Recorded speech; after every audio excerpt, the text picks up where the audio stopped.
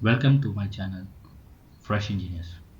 Today I'll be giving tutorial on I2C communication protocol. I2C or IIC stands for Intermediate Circuitry Communication Protocol. Now what is communication protocol means? Say whenever a master or a slave wants to communicate or send data, there are some protocols or rules to be followed in a specific method. So there are various communication protocol like you will be knowing RS-232, CAN bus, Profibus. Similarly I2C. I2C is mainly used in inter-circuitry boards, means like Arduino is a master. It can communicate with its slaves like sensors and all using this communication protocol. What is the advantage is that this protocol helps not only master to slave communication, master to master can also communicate. And this is mainly applicable in robots where you want to reduce the number of cables, complexity of the circuit. And see, either this communication will be used inside a board or within 1 meter of the board. Long distance communication, this is not recommended for long distance communication. And this is a fast way of communicating and more efficient way of communicating. So let's understand the features of I2C. As I told you earlier, I2C stands for Inter-Integrated Circuit. So see, I2C is a serial synchronous communication protocol used for short distance communication between integrated circuits, often within a printed circuit board. See now, what is serial? Serial means the signal flows bit by bit. The data flows bit by bit. So each how to tell you, like a synchronous communication. See, synchronous communication means we are using clock cycle in the communication. For reference, each clock cycle, the slave or master understands that one particular bit is received after the end of one clock cycle. So this is how the receiver comes to know that it has received one bit. So bit by bit, that is why it's called the data, the address, everything is transferred bit by bit. That is why it's called serial. And synchronous because it uses clock cycle. See, I2C has two wires. These two wires are used for sending and receiving data. So what are these two wires? The first one is, if you see,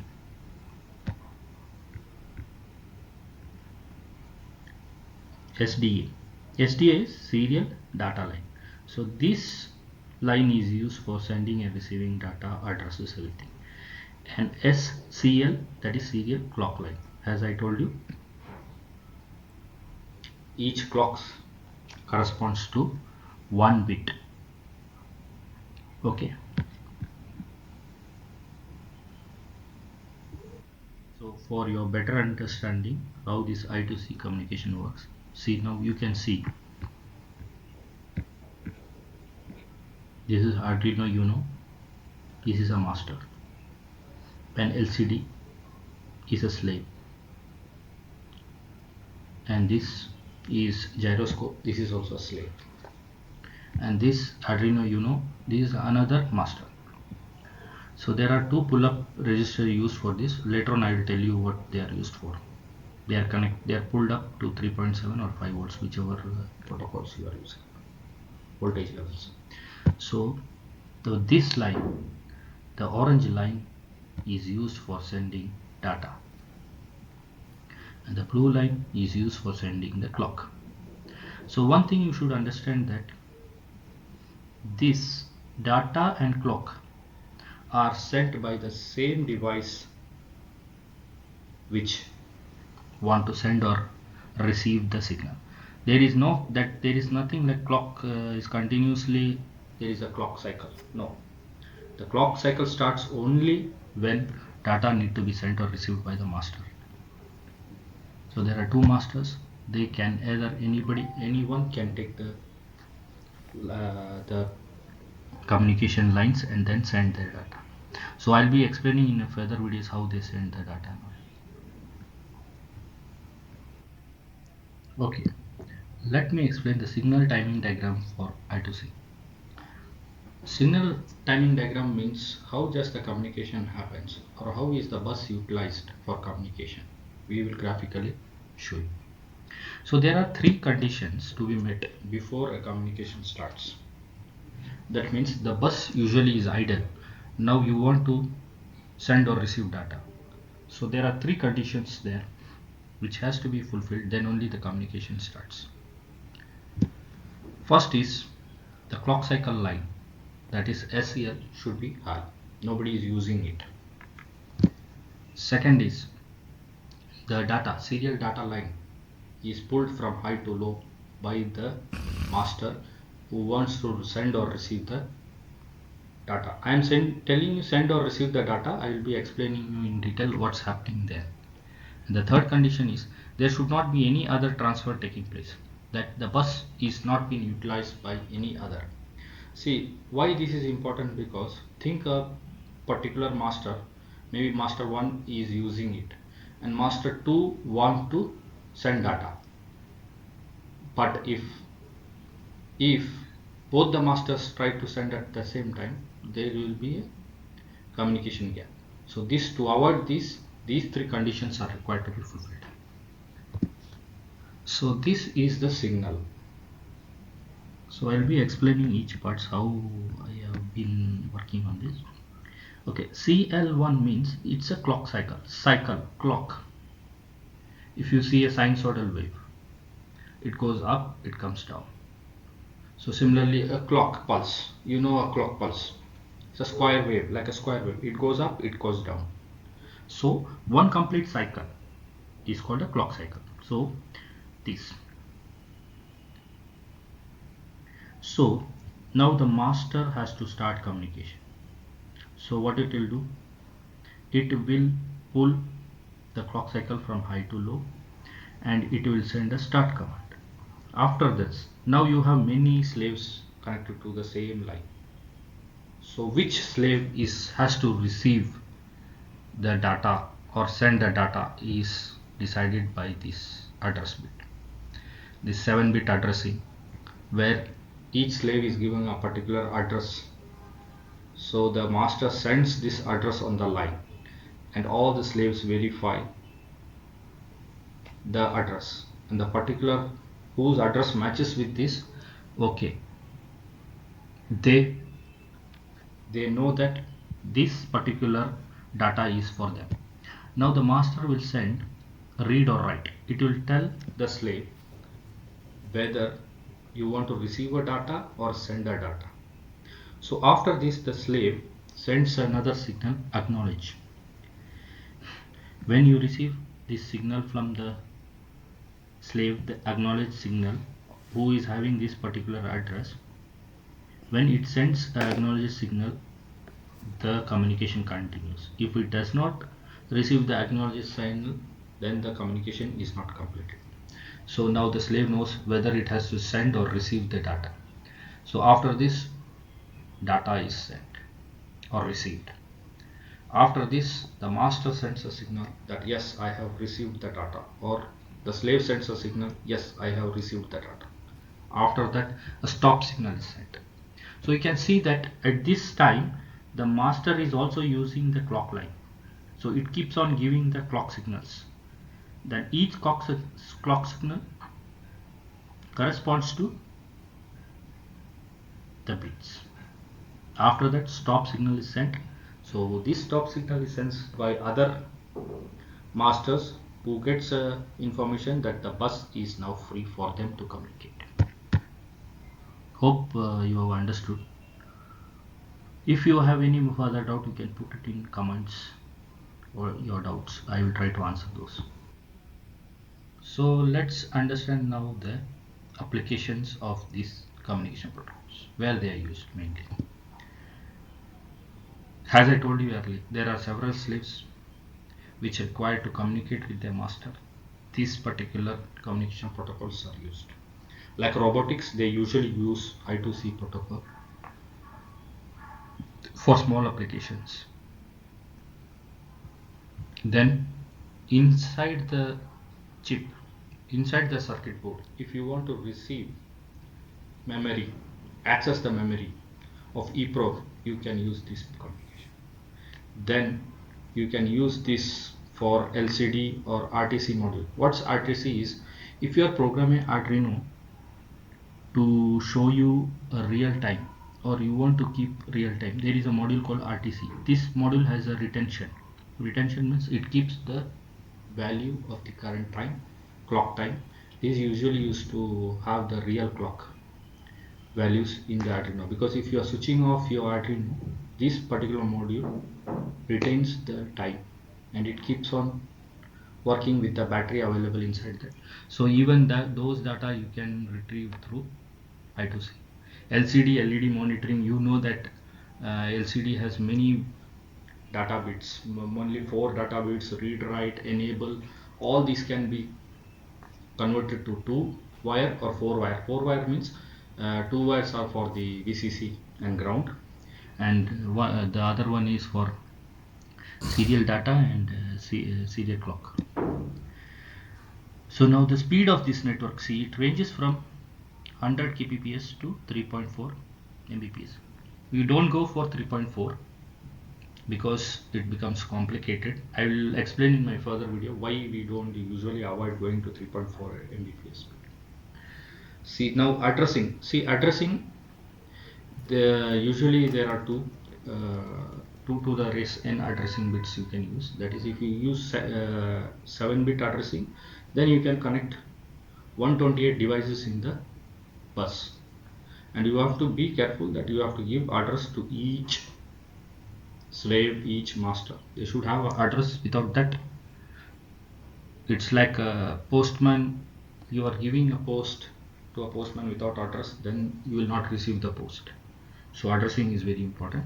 If you are using 10 bits, you can go up to 1028 devices, but you cannot use all them because some are reserved addresses from specific devices. So you can connect up to 1008 devices in. So usually people prefer 128 device only. They go for 7-bit addressing only because complexity is little bit higher. Then there is a lot of communication problems happening when you increase the number of devices. So let's understand what is the advantages and disadvantages of I2C compared to other communication protocols. The advantages are, as I told you earlier, only 2 wires are required, so complexity is reduced. The better example is consider a LCD display. Now LCD display has maybe 7 to 8 cables coming from Arduino to the LCD for the communication. If you use I2C, you can just limit it to 4. And another thing is that because of the simplicity, like Arduino uses 7 to 8, so it will be using 7 to 8 of its digital inputs, digital outputs for communicating with the LCD. When you are using I2C, it will reduce the number of inputs and outputs required. Thus, you can add more devices to the circuit. Second thing is, see, as I told you, this bus allows both master to slave and master to slave and master to master on the same bus. You can use multiple masters in the same bus. There will not be a confusion in this. And as I told in my previous slide, it is a well defined protocol. Like it will send you first it will see whether the bus is busy, then it will send you the address, then it will tell you whether you want to read or write, then it will wait for a signal from the slave to give that yes, I am ready to receive this particular data or send this particular data. Then you send the data, then you The master gives an acknowledgement, yes, I received the data, and then it stops. So it's a well defined. So let's see what are the disadvantages. See, as I told you, the speed limit. The speed limit we have, this is because, see, when you are connecting multiple devices, what happens is the capacitance of the circuit increases, varies. Because of this, what happens is pull down is easy. You can pull it down, the line, the data line, and the clock cycle pulling down is easy. Pulling down means bringing it to 0. But when you are going from 0 to 1, there is a delay. This delay happens because of capacitance. It will not allow the signal immediately to go to high. It will take time. So in my next video, I will use an oscilloscope to explain you how particularly this signal looks exactly. What are the problems? So that is one disadvantage. That is why I told you we don't use 1 Mbps speed. Second is the distance is limited. See, as the name itself suggests that it is used in circuitries. We cannot use for a longer distance because the signal becomes weak. The cycle and the data line has to be well coordinated to receive the data. If there is a mismatch in cycle clock and the data, then the particular device will not receive or send data.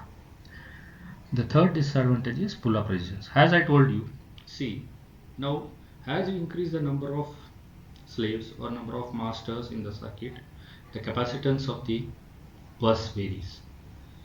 So this disadvantage can be overcome by changing the value of pull-off resistors.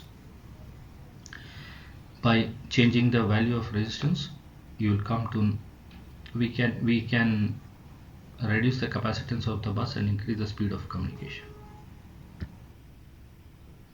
So now I will explain you how to select the pull-up resistor for the data line and the clock cycle. So both will be the same. You have to use the same value for both. See, for standard communication, that is 100 kilohertz. If you want to use this is most commonly used for this. If you want to use, you have to use the pull-up resistance between 4.7 kilo ohms to 10k. This is standard. People mostly use this type. This speed for the bus is preferred.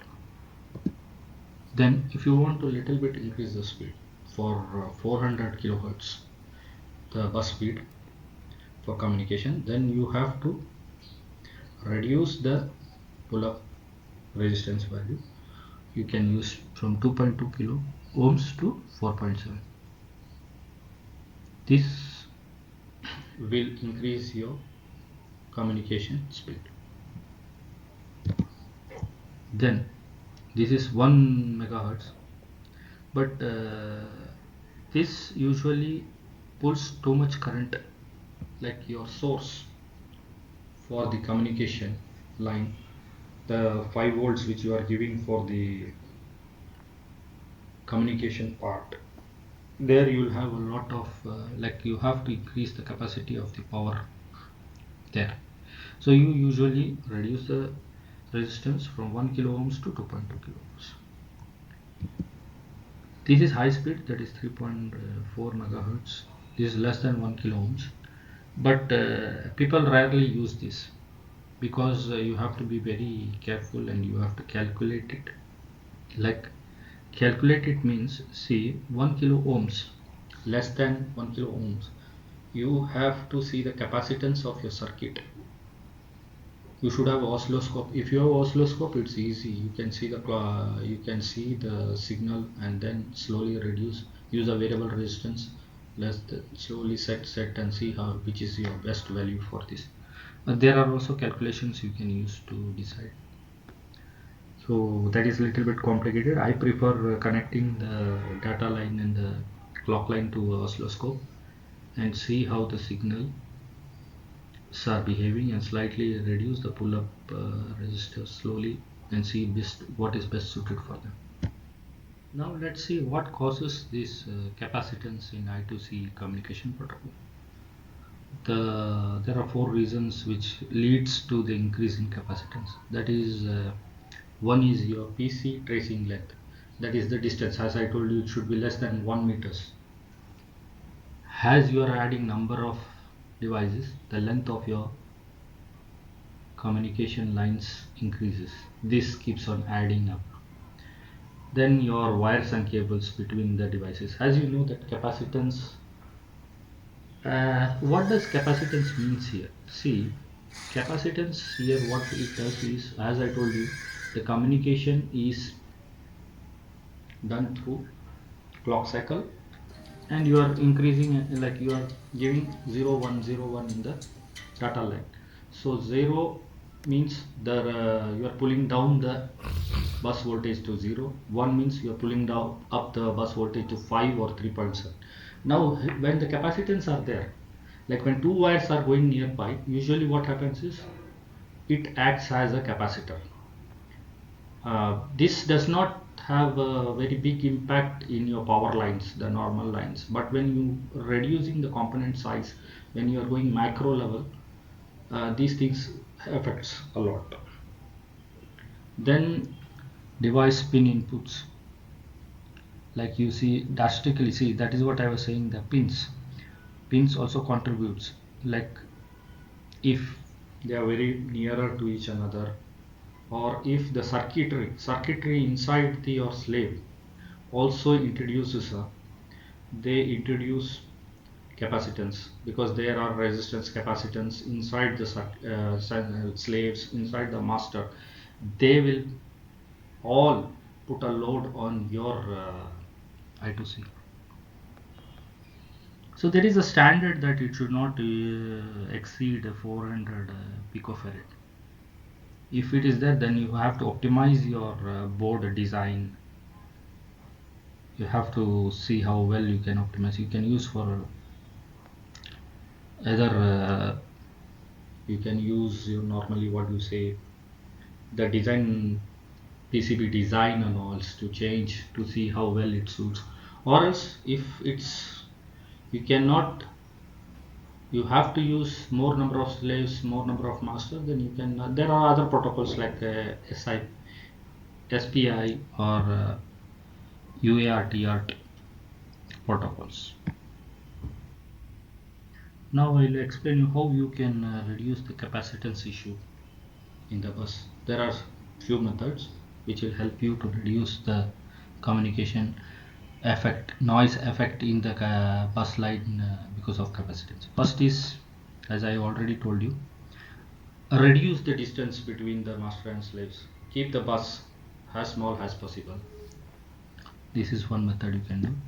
Second method is, see, if you can reduce the number of slaves, number of devices connected to this bus, this can also reduce your capacitance. Then, as I discussed my earlier this, see, the capacitance, more the capacitance, less the resistance value. You can reduce the resistance slowly to see which is best for you, but this will increase your power consumption. Then you can use chips like PA2B96 or TCA9617A chips to reduce the capacitance in the bus segment. You can use these chips. Then again it's the same thing, keep your speed to standard mode. In this way, by adopting all these solutions, you can reduce the capacitance. So thank you guys for being patient and listening to my, if this video has benefited you to understand I2C better, please do subscribe my channel. This will give me encouragement to do further videos, furthermore videos in Android. Apart from that, I am also doing videos on DIAF controllers, 3D printers, and now I am going to start another segment on TIA portal for Siemens PLC program. So hope that you people will subscribe and encourage me this way. Thanks a lot.